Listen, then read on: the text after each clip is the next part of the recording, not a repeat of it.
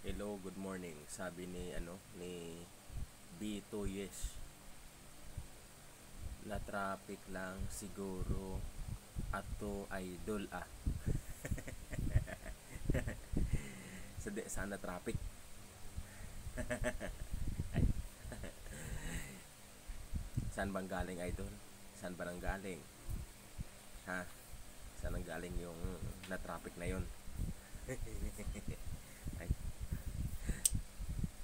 hindi na traffic yun. Kung maaga umalis yun. Kung maaga umalis, hindi mata-traffic yun. Pero pag umalis yun ng rush hour, mata-traffic talaga yun. Diba?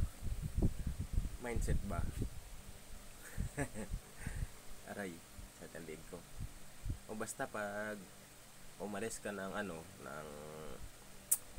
rush hour, matatraffic ka talaga. Kasi pag maaga kang umalis, madaling araw, hindi ka matatraffic kasi konti lang gano'n yung mga sasakyan eh. Pero pag umabot ka ng mga 5, 6, yan, rush hour yan. Kaya sa EDSA, sa Maynila, ay Diyos ko, rush hour yan. So wag mo sabihin na matraffic ka kung maaga kang umaalis sa bahay nyo.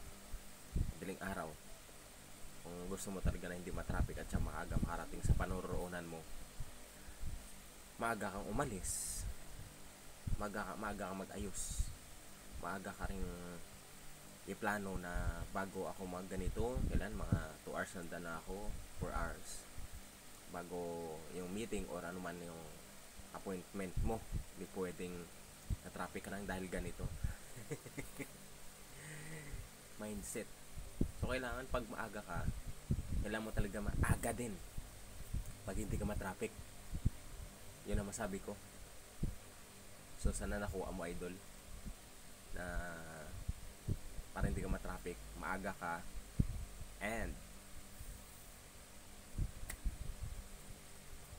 iset mo yung oras mo. Mga 3 hours before nandun ka na. So mga may allowance ba? Para make sure na hindi ka ma-late or ma-traffic sa dadaanan mo. So again, maraming salamat and God bless. Buchi mo.